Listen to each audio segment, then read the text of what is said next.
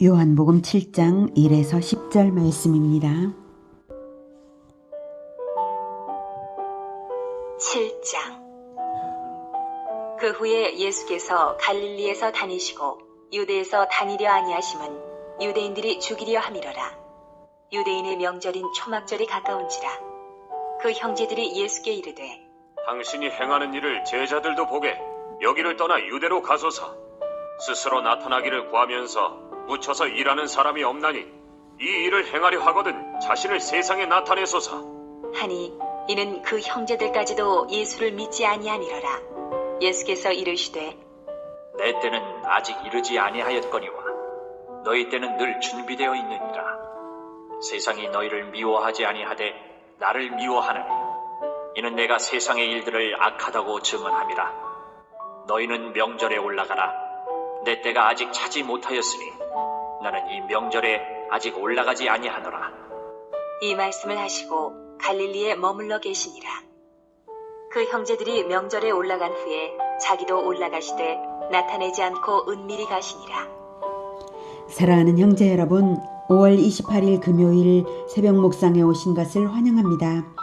요한복음 6장은 예수님의 공생의 2년째 해의 6월절이었죠. 7장에도 명절이 나오네요. 초막절입니다. 초막절과 6월절은 6개월이 떨어져 있습니다. 그래서 6장 이후 7장 사이에 6개월간의 내용이 요한복음에는 생략되어 있습니다. 그래서 이때는 공생의 3년차로서 십자가 사역까지는 불과 6개월이 남았죠. 십자가 사역도 6월절에 있었으니까요. 그동안 요한복음은 몇몇 사건만을 다루고 있죠. 마태, 마가, 누가복음에는 아주 많은 사건과 기적들이 기록되어 있습니다. 초막절부터 6월절 사이에는요. 요한복음이 많은 사건을 생략하는 것은 기록 시점이 주후 90년대라서 이미 주후 50년에서 60년대 사이에 다른 복음서들이 먼저 동일한 사건의 반복 기록이 있었고 또다시 요한복음이 반복 기록을 하지 않으려고 피하려고 한 측면이 있어서 많이 생략을 한 것입니다. 복음의 진리를 잘 드러내는 사건들을 선택적으로 조명하려고 한 것이죠. 그래서 어떤 사건들은 생략했지만 또 어떤 사건들은 아주 자세하게 기록되었습니다. 자, 1절. 그 후에 예수께서 갈릴리에서 다니시고 유대에서 다니려 아니하심은 유대인들이 죽이려 함이러라. 유대인의 명절인 초막절이 가까운지라. 네, 유대인들이 죽이려 한다고 합니다. 유대인들이 예수님을 죽이려 한 것은 이제야 시작된 것이 아니라 초기부터였습니다.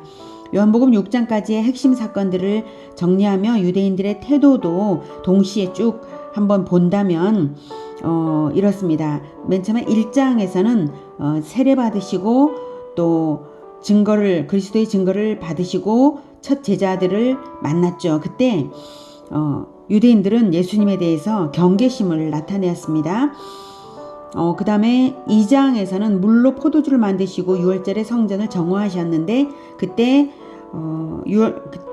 유대인들이 예수님에게 표적을 요구했습니다. 이런 일을 할 권세가 어디 있냐 이렇게 했죠. 그다음 3장에서는 니고데모에게 성령으로 거듭나야 천국을 볼 수 있다며 십자가 사건을 예언했는데요. 그때 니고데모가 아무도 몰래 밤에 예수님께 나타나서 찾아온 것은 바로 유대인들이 예수님에 대하여 대립하고 있다는 것을 알 수가 있습니다. 4장에서는 사마리아에서의 그 수가성 우물가에서 사마리아 사람들에게 전도했고 그 다음 신하의 아들을 치유했는데 이때도 주목하여 경계했죠. 예수님에게 유대인들이 주목하여 경계했는데 예수님은 그럼에도 불구하고 사마리아를 거쳐서 갔다라고 하는 걸 4장에서 이제 표현하고 있습니다. 5장에서는 안식일에 38년 된 병자를 치유하시고 바로 아주 격한 논쟁이 있었죠. 그들은 안식일에 병자를 치유한다고 안식일에 그래서 예수님을 죽이려고 한 것이 바로 5장에 나와 있습니다. 6장에는 오병이어의 기적을 보이시고 물리를 걸으시고 또 떡과 살과 또 피의 교훈을 주셨죠. 그때 일반 대중들은 예수님을 왕 삼아서 자기들의 육신을 먹이게 하고자 하는 이러한 태도를 가졌습니다. 자, 이렇게 쭉 정리를 해보면 유대인 종교 지도자들은 1장부터 계속해서 예수님을 경계하고 미워하고 죽이려 했다는 것을 알 수 있고, 또 대중들은 예수님을 진정으로 예수님의 가르침을 받아서 변화하고자 하는 그런 순수한 동기가 아니라 자신들의 육신을 먹이고자 하는 동기로만 예수님께 왔다라고 하는 것을 알 수가 있습니다. 이 두 가지가 다 예수님을 죽음에 이르게 하는 그러한 태도가 되는 것입니다. 결국은요. 예수님에 대한 유대인의 반응이 두 가지 극단이죠. 예수님을 죽이려는 세력과 예수님을 왕으로 세우려는 무리입니다. 6장 오병이어 기적에서부터 왕 삼고자 하는 유대인 무리가 나타나는데요. 그들의 의도는 예수님의 말씀에서 가르침을 받아 생활 원리로 삼고자 하는 것이 아니라 정치적으로 로마를 물리치고 이스라엘을 일으킬 왕이 필요했기 때문입니다. 이렇게 유대 종교 지도자 세력이나 아니면 대중이나 두 세력의 공통점은 양쪽 다 예수님이 메시아라는 것을 이용한 것입니다. 이 시점으로부터 6개월 후에 십자가 처형 사건으로 그것이 다 나타났습니다. 정치운동 세력, 즉 대중은 메시아인 것을 알았지만 메시아를 죄로부터 구원하실 분으로 믿은 것이 아니라 이스라엘의 정치적 왕으로 세워서 육신의 양식을 보장받고자 했습니다. 유대 종교 지도자들은 성전 권력과 율법의 권위를 바탕으로 부를 누리는 기득권층이었기 때문에 그리스도가 반갑지 않았습니다. 그리스도를 기다려야 하는 것이 유대교인데 자기 모순이죠. 종교 지도자들이므로 가장 열심으로 그리스도를 기다렸어야 하는 사람인데 전혀 그 반대로 행동했죠. 그들은 그리스도라고 자기 선언을 하시는 예수님을 오히려 신성모독죄와 반역죄로 몰아서 사형 선고를 받게 해서 십자가 처형으로 자기들의 기득권을 지켰습니다. 일반 대중이 예수님을 정치적 왕으로 세우려는 것을 알고 있는 유대 종교 지도자들이었기에 그 상황을 역이용해서 로마에 대한 반역으로 몰아갔던 것이 바로 십자가 사건입니다. 자, 이제 미래까지를 제가 말씀을 이제 미리 드렸던 것이고요.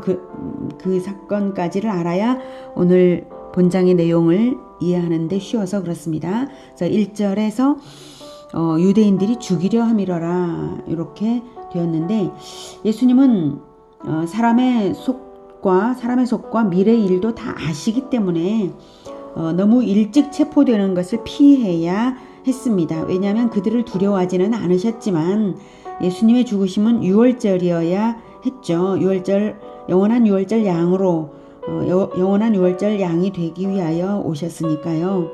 그래서 유월절이어야 했고요. 아직 6개월이 남았기 때문에 6개월 동안은 가르침을 주셔야 합니다. 자, 2절 유대인의 명절인 초막절이 가까운지라. 그런데 초막절은 모두에게 위기도 되고 기회도 되는 때였습니다. 왜냐하면 이스라엘의 3대 명절 중 하나라서 많은 이스라엘 남자들이 예루살렘 성전으로 모이기 때문에 유대 종교 지도자들은 예수도 예루살렘으로 올 것을 기대하고 체포하려 했고, 대중은 대중적 영웅화의 기회로 여기는 것이죠. 예수님의 동생들도 그것을 염두에 둔 말을 합니다. 3절 그 형제들이 예수께 이르되 당신이 행하는 일을 제자들도 보게 여기를 떠나 유대로 가소서. 당신이 행하는 일은 기적입니다. 그러니까 제자들은 예수님의 행하는 일이 하나님의 일, 구원의 일이라고 본 게 아니라 기적을 행하는 일, 피상적으로 본 것이죠. 기적을 많은 사람들에게 보이기 위해 예루살렘으로 가라 라고 말하는 것입니다. 4절 스스로 나타나기를 구하면서 묻혀서 일하는 사람이 없나니 이 일을 행하려 하거든 자신을 세상에 나타내소서 하니. 이 일을 행하려 하거든, 즉 이 일은 진리를 가르치는 일보다 기적을 행하는 일, 염두에 두고 동생들이 하는 말이죠. 인기를 얻어서 출세를 하려면 시골에 묻혀 있지 말고 예루살렘에서 대중 앞에서 기적을 베풀어서 대중에게 어필해서 인정받으라, 이 말을 하는 것입니다. 데뷔하라는 것입니다. 한마디로 5절, 이는 그 형제들까지도 예수를 믿지 아니함이러라. 네. 예수님은 대중의 인기를 얻기 위한 목적이 없으셨고 자신을 화목제물로 드려서 세상을 구원하려고 온 것입니다. 이런 그 성육신의 핵심 정신은 자신을 비우는 사랑의 실천인데, 예수님의 동생들은 그러한 예수님을 몰랐죠. 그래서 믿지 않았다라고 말하는 것입니다. 인간적인 신뢰가 없었다는 뜻이 아니고요. 예수님의 그리스도로서의 예수님의 정신을 따르지 않았다, 이것입니다. 예수님의 동생들은 자기 욕심을 채우려고 자기 사랑을 행하라는 요구를 하고 있는 것이죠. 대중의 육신적 요구를 만족시켜서 대중적 영웅이 되라, 이것이죠. 예수님 동생들도 예수님의 가르침을 깨닫지도 따르지도 못한 것입니다. 훗날에는 따랐지만 그 당시에는 그랬습니다. 6, 7절, 예수께서 이르시되 내 때는 아직 이르지 아니하였거니와 너희 때는 늘 준비되어 있느니라. 세상이 너희를 미워하지 아니하되 나를 미워하나니 이는 내가 세상의 일들을 악하다고 증언함이라. 6절의 이유가 7절입니다. 예수님은 대중의 요구에 어필하는 것이 목적이 아니고 세상의 일들이 악하다고 밝혀주는 것이 목적이기 때문에 늘 예수님이 진리를 가르치면 세상을 악하다고 하는 메시지가 항상 거기에는 있기 때문에 세상은 예수님을 미워하게 되어 있는 것입니다. 그래서 예수님의 가르침은 타이밍에 맞는 가르침을 주셔야 합니다. 세상의 일들을 악하다고 밝혀주는 목적이기 때문에 타이밍에 맞는 가르침이 필요합니다. 그래서 내 때가 아직 되지 않았다라고 하십니다. 그러나 대중적 요구를 들어주고자 한다면 대중에게 언제든 받아들여질 것이기 때문에 너희의 그런 목적이라면 너희에게는 아무 때든 상관이 없다는 것이죠. 예수님은 타이밍이 왜 필요한가 하면 대중이 받고 변화하고자 하는 그 동기를 일으켜서 예수님의 가르침은 어떻게든 조금이라도 더 받아들여질 수 있도록 어필하려 한다면 타이밍이 너무 중요해서 그렇습니다. 예수님은 가장 적절한 타이밍에 항상 가장 맞는 가르침으로 진리를 선포하시기 위해 하나님의 때에 늘 맞추셨던 것입니다. 8절부터 너희는 명절에 올라가라. 내 때가 아직 차지 못하였으니 나는 이 명절에 아직 올라가지 아니하노라. 이 말씀을 하시고 갈릴리에 머물러 계시니라. 그 형제들이 명절에 올라간 후에 자기도 올라가시되 나타내지 않고 은밀히 가시니라. 네, 그래서 초막절에 올라가시지 않겠다는 뜻이 아니라 아직은 올라가지 않겠다는 것입니다. 그리고는 은밀히 가신 것은 자기를 대중적 인기에 영합하지 않으시고 자기를 드러내지 않으시는 것입니다. 많은 무리가 예루살렘으로 향해서 갔는데요. 그 무리에 끼지 않으시고 대중적으로 눈에 띄지 않으려고 하신 것이죠. 그 무리에 끼지 않으시고 개인적인 행로를 선택하신 것입니다.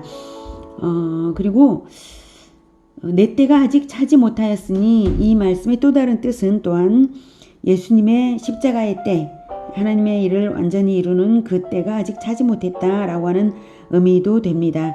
6월절에 그 일이 이루어져야 되니까요. 자, 6장에서 예수님은 그렇게 간곡하게 떡만 원하지 말고 제발 가르침을 받으라 라고, 내 말이 영이요 생명이다 라고 하셨죠. 나를 먹으라 라고 하셨죠. 제발 가르침을 받아서 변화하라, 가르침을 받으라, 이렇게 간곡하게 호소하셨는데도 인간들은 가르침을 받는 것이 아니라 여전히 육신적인 것만을 원하고 있습니다. 대중은 언제나 그러기에 대중에게 어필하는 것은 언제든 육신적인 만족을 주면 됩니다. 그래서 아무 때나 대중에게 어필하려고만 한다면 아무 때나 되기 때문에 언제든 가능한 일이라는 것입니다. 참 그 사실이 슬프죠. 이렇듯 예수님의 가르침을 받고자 하는 소원은 없고 육신적인 소원만 가진 인간들에게 예수님은 어떻게든 진리의 가르침을 주시고자 하는 열망으로 주도 면밀하게 행하시는 것입니다. 그런 예수님을 오늘 우리가 만났습니다. 우리 자신은 어떤 소원을 날마다 생각하는지 돌아봅시다. 육신의 필요를 채우기 위한 소원이 마음의 동기가 되나요? 예수님의 가르침을 받아서 변화하고자 하는 소원이 삶의 동기가 되나요? 가르침을 받고자 하는 사람은 진리를 가르치는 사람을 미워하지 않고 사랑합니다. 그러나 변화받고자 하는 동기가 없으면 진리를 가르치는 그 가르침이 자기의 죄악을 드러내므로 가르치는 자를 미워하게 됩니다. 가르치는 자가 자신을 향한 지적을 하고자 하는 마음이 없음에도 불구하고 전혀 그런 의도로 말하지 않아도 진리 그 자체를 가르치는 그것이었음에도 불구하고 듣는 자가 변화하고자 하는 동기가 없으면 그 진리의 가르침이 자기의 죄악을 드러내기 때문에 불쾌하게 된 것이죠. 자, 이런 마음이 예수님을 결국 죽게 만든 것입니다. 내가 죄인이라는 사실을 우리가 인정해야 합니다. 내가 죄인이라는 사실을 오늘도 인정하고 오직 변화받고자 하는 그러한 마음을 가지는 우리 모두가 되기를 축복합니다. 기도하겠습니다. 하나님, 우리는 날마다 육신적인 것을 생각하고 육신적인 것을 가지고자 소원하는 마음이 너무나 많습니다. 주님, 우리를 불쌍히 여겨 주시옵소서. 변화받고자 하는 소원이 극히 적고 내가 이미 변화된 줄로 알고 착각하고 나를 변화시키는 진리의 가르침이 있을 때 하나님의 음성으로 하나님의 메시지로 받는 것이 아니라 나를 지적질하는 것으로 느껴서 불편하게 느끼는 그런 경우들도 있습니다. 주님, 우리의 마음 상태를 불쌍히 여겨주시고 진정으로 우리가 죄인이라는 것을 깊이 느끼게 하여 주시고 오직 변화받고자 하는 열망으로 주님을 날마다 만나는 우리가 되게 하여 주시옵소서. 우리는 죄인입니다. 변화받아야 합니다.